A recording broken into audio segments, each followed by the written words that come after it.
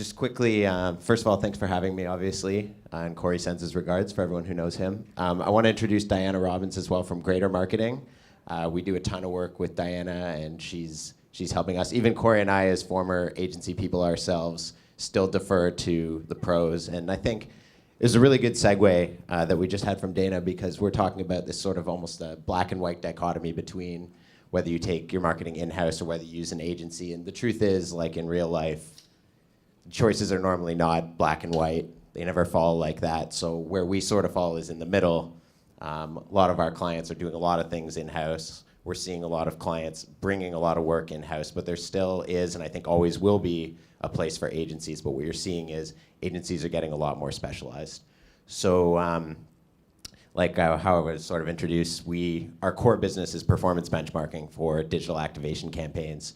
And we're primarily a data company. But funny thing that happens is when you have access to a lot of data from a lot of different campaigns and a lot of different market segments, you can sort of pick up on trends, sometimes a little faster than others. I don't think I'm going to be surprising anybody in here by saying that influencer marketing is not only really hot, not a flash in the pan, I don't think, but really effective, and that's why it's taken off so much. So from the data that we collect, we saw a couple of years ago that it was starting to really pick up, while a lot of the other more traditional activation techniques were starting to fall in terms of the engagement that they were getting. So we built a little tool to go sort of to complement our core product, and that's what I'm going to be showing you today. So we call it Qoints Social Discovery. Another sort of insight that, again, probably won't surprise a lot of people in here is that celebrities, even though they have a ton of followers, don't really get a ton of engagement, whereas you're seeing a trend, a push now towards micro-influencers, so people with less than 100,000 followers, and even I'm reading more now, a push towards nano-influencers, 5,000 followers or less. And the correlation there is that the less followers these people tend to have, the higher engagement they tend to get, and that's partially because they're more targeted, partially because of some of these algorithms that are in place to sort of make it harder to reach larger audiences, unless you pay, of course.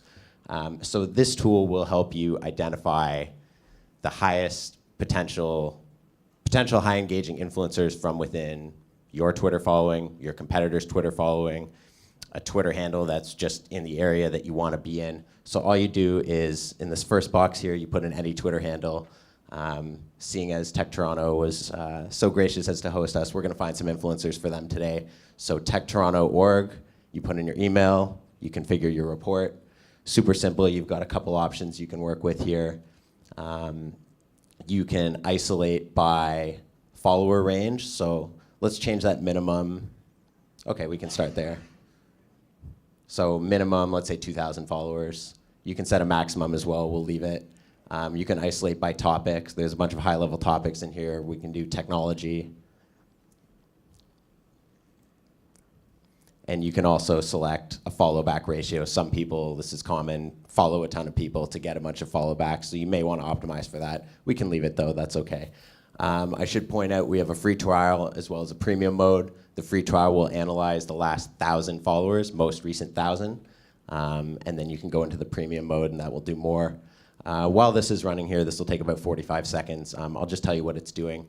Basically, given the parameters, we'll take a look at the Twitter following, eliminate anyone who doesn't fall into those parameters, create a biography of their last 6 months of tweets, push that to IBM Watson.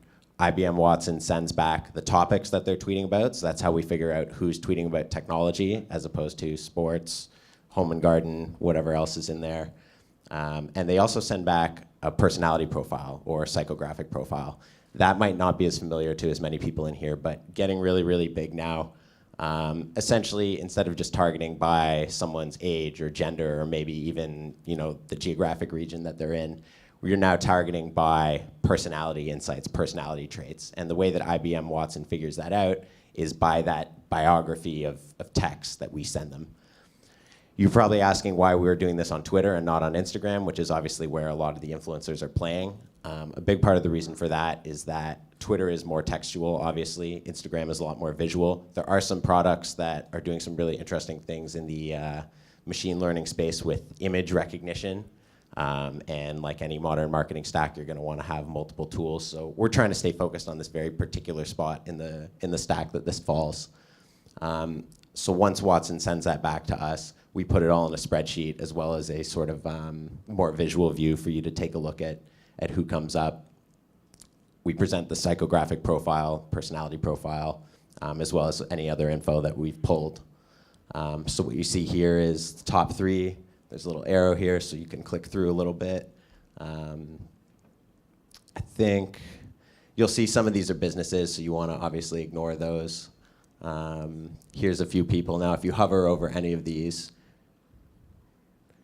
and just scroll down a tiny bit, you'll see some of the stats down here, number of followers, how many are following. So this is a really good ratio, obviously. Over 15,000 followers, only following 1,200 people.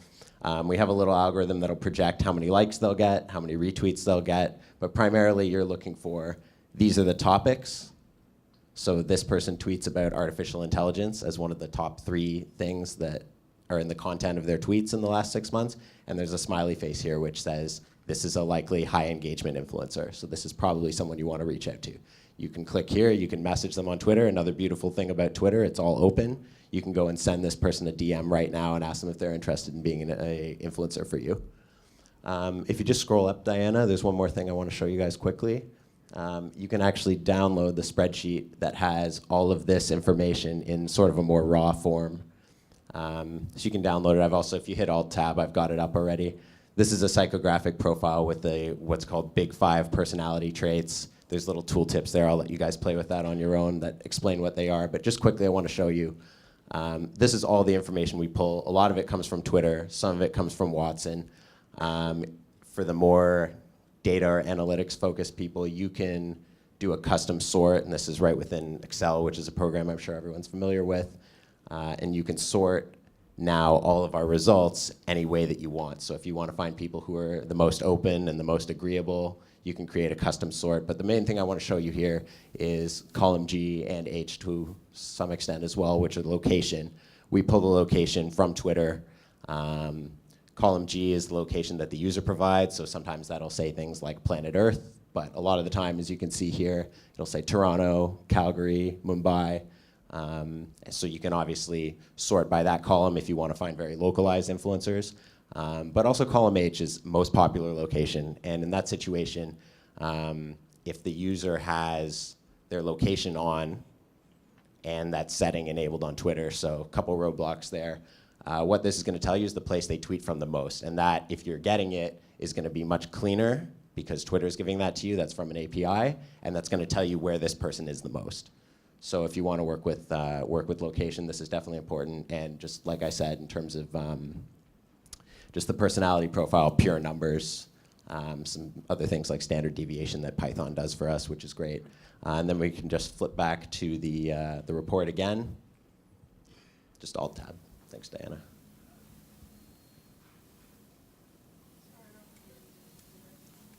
Windows. You can just minimize it too, that'll work.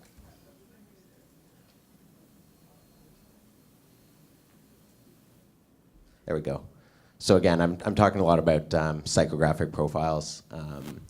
That sort of should be what catches your eye here. Extroversion, openness, conscientiousness, neuroticism, agreeableness. Watson actually has a breakdown for each one of these things. There's a bunch more traits within it. It gets really, really deep.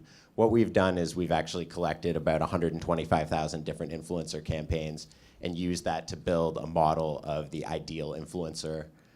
And that's the way that we order these people. So depending on their profile and provided that they fit the parameters, the higher they are on this list, the closer their personality profile or psychographic profile is to our ideal one. We also use a neural network that helps us along with those 125,000 sponsored campaigns that we have. And again, this is all on Twitter, but I would remind you that when you work with an influencer, like, all this is doing is helping you discover them.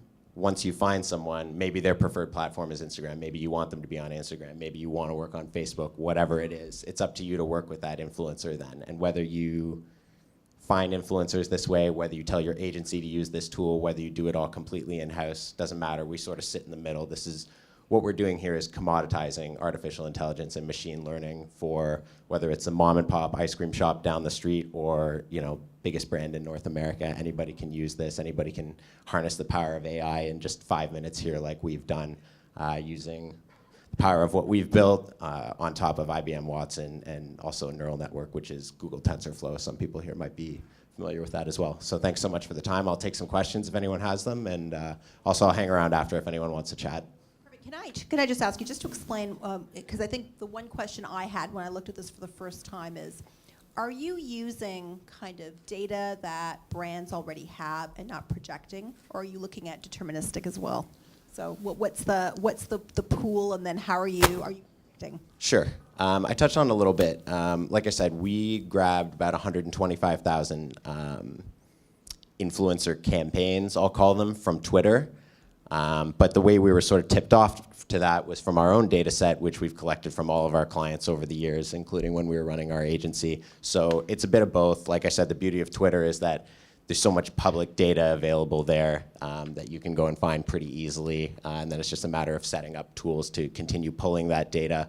But as well, the way our company works in general is through sort of a show me yours, I'll show you mine model. So in order for anyone to access our performance benchmarks, they have to share the results of their campaigns. I'm not so much talking about personally identifiable data. I'm talking about what was your conversion rate? What channels did you use? What were the budgets on those channels? Kind of like high-level summary data. That's what we need to get in order to tell you as a brand or as an agency how you're performing against the rest of your peers. And that's how you figure out if your conversion rates are good, bad, average, figure out how to improve. You have to understand how you're doing against everybody else, not necessarily just how you're doing against yourself. So we're going to take 2 quick questions. Does anyone have anything? Okay, that's either amazing or wait, terrible. there's one question. Yeah, great. we got one question. Is this patented technology? Patented? Technology. We've looked at patenting a number of things that we've done, not to get too much into the legals, but there are some pros and cons to patenting. Short answer to your question, no, we didn't patent any of this. A lot of the really heavy lifting is being done by Watson. I'm sure they have 1 million patents. We actually work out of the IBM office at Qoints, so quick shout out to them for giving us office space.